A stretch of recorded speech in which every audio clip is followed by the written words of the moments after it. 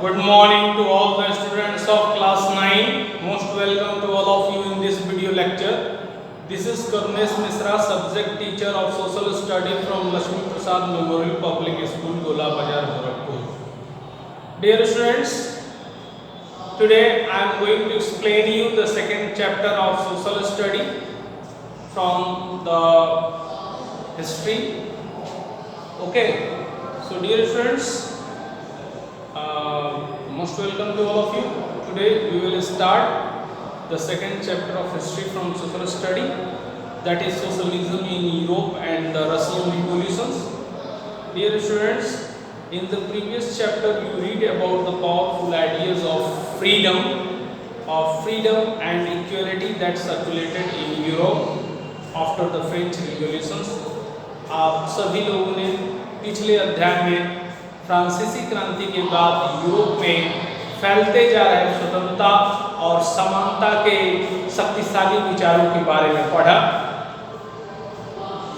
पढ़ा। आज हम लोग जो है अध्ययन करेंगे सामाजिक परिवर्तन का युग, कि यूरोप में कैसे जो है वहाँ के जो है समाज में क्या क्या परिवर्तन आए। So let's start. The French revolutions opened up the possibility of creating a dramatic change in the way in which society was structured. Dear students, फ्रांसीसी क्रांति ने समाज में के संरचना के क्षेत्र में आमूल परिवर्तन की संभावनाओं का सूत्रपात कर दिया था। जैसा कि आप पढ़ चुके हैं, 18वीं सदी से पहले फ्रांस का समाज मोटे तौर पर एस्टेट्स और श्रेणियों में बटा हुआ था। समाज की आर्थिक और सामाजिक सत्ता पर कुलीन वर्ग और चर्च का नियंत्रण था। So dear students, as you have read before the 18th century, the society was broadly divided into states and orders, and it was the aristocracy and church which controlled economic and social power. Suddenly, after the revolutions, it seemed possible to change this. In many parts of the world, including Europe and Asia, new ideas about individual rights and who controls social power began to be discussed. In India, Raja Ram Mohan Roy and Louis Vuitton talked of the significance of French revolutions, and many others debated the ideas of post-revolutionary Europe. The developments in the colonies in turn reshaped these ideas of social change. तो प्यारे विद्यार्थियों, आप सभी लोगों ने जो है पिछले अध्याय में अध्ययन किया कि फ्रांसीसी क्रांति के बाद यूरोप में फैलते जा रहे स्वतंत्रता और समानता के शक्तिशाली विचार कैसे लोगों को आंदोलित किए। फ्रांसीसी क्रांति ने समाज की संरचना के क्षेत्र में कैसे आमूल परिवर्तन की संभावनाओं का सूत्रपात किया। आप लोगों ने यह भी पढ़ा कि 18वीं सदी में फ्रांस का समाज मोटे तौर पर स्टेट्स और श्रेणियों में बटा हुआ था। समाज की आर्थिक और सामाजिक जो सत्ता पर कुलीन वर्ग और चर्च का नियंत्रण था। लेकिन जो फ्रांस की क्रांति हुई उसके बाद समाज की संरचना में, यानी कि जो समाज 3 श्रेणियों में बदला था, उसमें बदलाव लाने की जो संभावनाएं दिखाई देने लगी। यूरोप और एशिया सहित दुनिया के बहुत सारे हिस्सों में व्यक्तिगत अधिकारों, इंडिविजुअल राइट्स के बारे में और सामाजिक सत्ता पर किसका नियंत्रण हो, who control the social power, इस पर बहस छिड़ गई, इस पर चर्चा छिड़ गई। भारत में भी राजा राम मोहन राय और लुइस vuitton ने फ्रांसीसी क्रांति के महत्व का उल्लेख किया, और भी बहुत सारे लोग क्रांति पश्चात यूरोप की स्थितियों के बारे में चल रहे बहस में कूद पड़े। आगे चलकर उपनिवेशों में जो घटनाएं थी, उन्होंने भी इन विचारों को नया रूप प्रदान करने में बहुत बड़ा योगदान किया। Dear students, not everyone in Europe, however, wanted a complete transformation of society. लेकिन यूरोप में सभी लोग आमूल समाज परिवर्तन के पक्ष में नहीं थे। इस सवाल पर सबकी अलग अलग राय थी। Responses varied from those who accepted that some change was necessary but wished for a gradual shift. कुछ लोगों का ऐसा मानना था कि समाज में परिवर्तन हो लेकिन धीरे धीरे हो। तो बहुत सारे लोग बदलाव के लिए तो तैयार थे, लेकिन वह चाहते थे कि बदलाव धीरे धीरे हो। एक खेमा मानता था कि समाज का आमूल पुनर्गठन जरूरी है। कुछ रूढ़िवादी थे, कुछ उदारवादी लिबरल्स थे और कुछ आमूल परिवर्तनवादी रेडिकल्स विचारधारा के जो लोग थे। So dear students, some were conservatives, others were liberals or radicals. What did these terms really mean in the context of the time? What separated these strands of politics and what linked them together? We must remember that these terms do not mean the same thing in all contexts or all time. So dear students, यदि हम इस पर जो है ध्यान दें कि जो यूरोप में जो है रूढ़िवादी, उदारवादी और आमूल परिवर्तनवादी विचारधारा के जो लोग थे, उस समय के संदर्भ में यदि इन शब्दों को देखा जाए कि इसका जो क्या मतलब है, तो राजनीति के इन धाराओं में क्या फर्क था और कौन कौन सी बातें थी जो समान थी, यहाँ हमें ध्यान रखना चाहिए कि इन शब्दों का अर्थ हर काल और परिवेश में एक नहीं होता है। इस अध्याय में हम 19वीं शताब्दी के कुछ महत्वपूर्ण राजनीतिक परंपराओं का अध्ययन करेंगे और देखेंगे कि उन्होंने परिवर्तन के संदर्भ में क्या असर डाला। इसके बाद हम एक ऐसे ऐतिहासिक घटना पर अपना ध्यान केंद्रित करेंगे जिससे समाज के रेडिकल पुनर्गठन का एक गंभीर प्रयास किया गया। रूस में हुई क्रांति के फलस्वरूप समाज 20वीं सदी का स्वरूप तय करने वाले सबसे महत्वपूर्ण और शक्तिशाली विचारों की श्रृंखला का हिस्सा बन गया। So dear students, we will look briefly at some of the important political traditions of the 19th century and see how they influence the change, how they bring the change in the society. Then we will focus on one historical event in which there was an attempt at a radical transformations of society. Through the revolutions in Russia, socialism became one of the most significant and powerful ideas to shape society in the 20th century. So dear students, now come to the points. 1.1 Liberal, radicals and conservatives. One of the groups which looked to change the society were the liberals. तो समाज परिवर्तन के समर्थकों में एक समूह उदारवादियों का था। What were their ideas? Let's know about it. Dear students, liberals जो थे उनका मानना ऐसा था, liberals wanted a nation which tolerated all religions. वे जो उदारवादी थे वे ऐसा राष्ट्र चाहते थे जिसमें सभी धर्मों को एक बराबर सम्मान और जगह मिले। So liberals wanted a nation which tolerated all religions. We should remember that at this time Europe states usually discriminated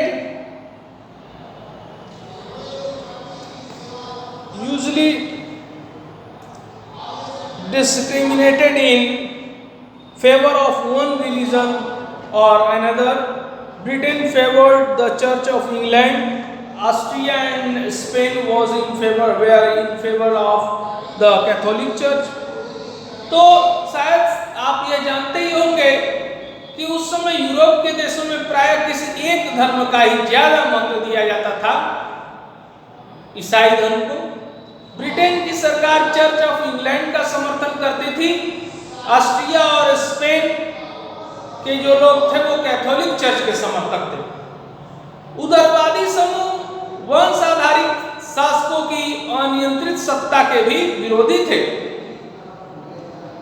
Liberals also opposed the uncontrolled power of the dynastic rule. They wanted to safeguard the rights of individual against the government. जो उदारवादी थे वे वंश आधारित शासकों की अनियंत्रित सत्ता के विरोधी थे। वे सरकार के समक्ष व्यक्ति मात्र के अधिकारों की रक्षा के पक्षधर थे। उनका कहना था कि सरकार को किसी के अधिकारों का हनन करने का या उन्हें छीनने का अधिकार नहीं दिया जाना चाहिए। तो जो लिबरल्स थे, they wanted to safeguard the rights of individual against the governments. They argued for the representatives elective parliamentary government subject to the law interpreted by the well-trained judiciary that was independent of the rulers and officials. However, they were not democrats. तो dear students, जो liberal थे वे सरकार के समक्ष व्यक्ति मात्र के अधिकारों की रक्षा के पक्षधर थे। उनका कहना था कि सरकार को किसी के अधिकारों का हनन करने या उन्हें छीनने का अधिकार नहीं दिया जाना चाहिए। यह समूह प्रतिनिधित्व पर आधारित एक ऐसी निर्वाचित सरकार के पक्ष में था जो शासकों और अफसरों के प्रभाव से मुक्त और सुप्रशिक्षित न्यायपालिका द्वारा स्थापित किए गए कानूनों के अनुसार शासन कार्य चलाए। पर यह समूह लोकतंत्रवादी डेमोक्रेटिक नहीं था। ये लोग सार्वभौमिक व्यस्त मताधिकार यानी यूनिवर्सल एडल्ट फ्रेंचाइजी, सभी नागरिकों को वोट का अधिकार देने के पक्ष में नहीं थे। उनका मानना था कि वोट का अधिकार केवल संपत्तिधारियों को ही मिलना चाहिए। तो ये उदारवादियों की जो विचारधारा थी, एक बार फिर से जो हम लोग इस पर जो सरसरी निगाह डालेंगे। तो डियर स्टूडेंट, जो लिबरल्स थे वे क्या चाहते थे? They wanted a nation which tolerated all religion. वे इस तरह का राष्ट्र चाहते थे जो सभी धर्म को बराबर सम्मान दे। We should remember that at this time European states usually discriminated in the favour of one religion. आप सभी को याद होगा, हम सभी को जो है यह जानते हैं कि उस समय जो है यूरोप में जो है एक ही धर्म का ज्यादा जो है प्रचलन जो था, जो है एक ही धर्म को ज्यादा महत्व दिया जाता था। ब्रिटेन के लोग जो थे वे इंग्लैंड के जो है चर्च के जो है पक्षधर थे, के समर्थक थे। तो ब्रिटेन की सरकार चर्च ऑफ इंग्लैंड का समर्थन करती थी और ऑस्ट्रिया और स्पेन कैथोलिक चर्च के जो समर्थक थे। उदारवादी समूह जो है वंश आधारित शासकों की अनियंत्रित सत्ता का विरोधी था। They wanted liberals also opposed to the uncontrolled power of dynastic rulers. They wanted to safeguard the right of individual against the governments। वे जो है लोगों के जो है सरकार के समक्ष व्यक्ति मात्र के अधिकारों की रक्षा के पक्षधर थे। उनका कहना था कि सरकार को किसी के अधिकारों को हनन करने या उन्हें छीनने का अधिकार नहीं देना चाहिए। So they argued for the representative elected parliamentary government subject to law interpreted by the well-trained judiciary that was independent of rulers and officials। जो उदारवादी थे वे चाहते थे कि यह समूह प्रतिनिधित्व पर आधारित एक ऐसी निर्वाचित सरकार के पक्ष में था जो शासकों और अफसरों के प्रभाव से मुक्त और सुप्रशिक्षित न्यायपालिका द्वारा स्थापित किए गए कानूनों के अनुसार शासन कार्य चलाए। पर यह समूह पूरी तरीके से लोकतंत्रवादी नहीं था। ये लोग सार्वभौमिक व्यस्त मताधिकार यानी सभी नागरिकों को वोट का अधिकार देने के पक्ष में नहीं थे। इनका मानना था कि वोट का अधिकार केवल संपत्तिधारियों को ही मिलना चाहिए। So dear students, they did not believe in the universal adult franchising, that is the right of every citizen to vote. They felt men of property mainly should have the vote. They also did not want the vote for women.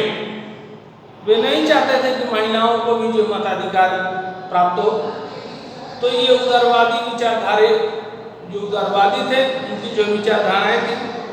Now let's know about the radicals, हम लोग radicals के बारे में जो है जाने। Dear students, इसके विपरीत रेडिकल समूह के जो लोग थे वे ऐसी सरकार के पक्ष में थे जो देश की आबादी के बहुमत के समर्थन पर आधारित हो। उनमें से बहुत सारे लोग महिला मताधिकार आंदोलन के भी समर्थक थे। In contrast, radicals wanted a nation in which government was based on the majority of country's populations. Many supported women's safeguard, suffragette movements. Unlike radicals, they opposed the privilege of the great landowners and wealthy factory owners. They were not against the existence of private property, but disliked concentrations of property in the hands of few. जो radicals थे, जो यानी रूढ़िवादी थे, वे लोग ऐसी सरकार के पक्ष में थे जो देश की आबादी के बहुमत के समर्थन पर आधारित थे।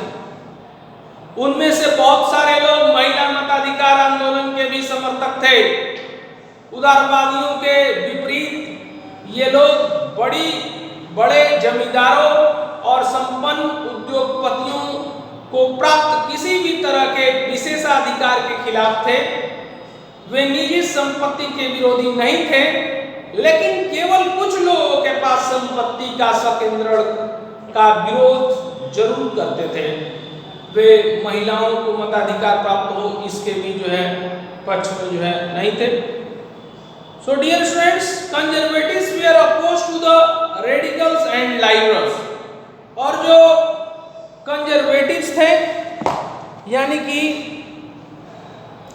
जो रूढ़िवादी थे, रेडिकल्स थे आमूल परिवर्तनवादी, जो रूढ़िवादी थे उनका क्या मानना था आइए जानते हैं।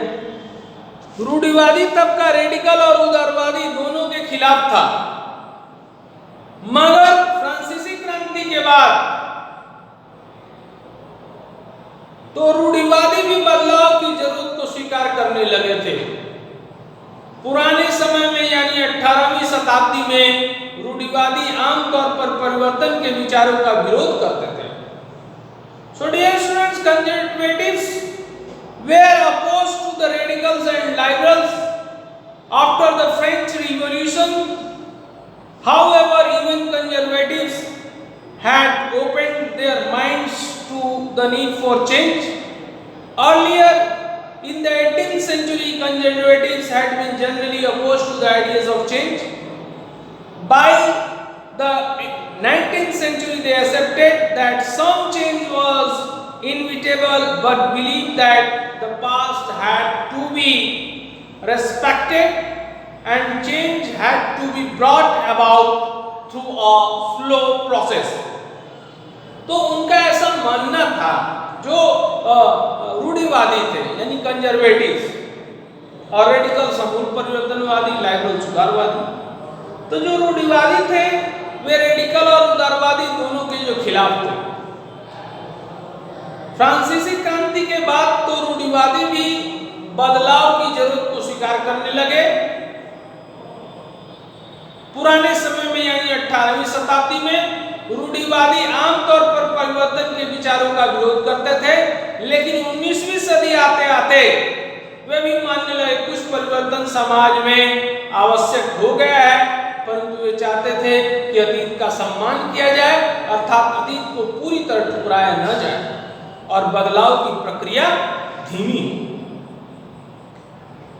फ्रांसीसी क्रांति के बाद हुई राजनीतिक उथल-पुथल के दौरान सामाजिक परिवर्तन पर केंद्रित इन विविध विचारों के बीच काफी टकराव हुए, यानी कि रूढ़िवादी, आमूल परिवर्तनवादी और उदारवादी विचारधाराओं के बीच का आपसी काफी जो टकराव हुआ।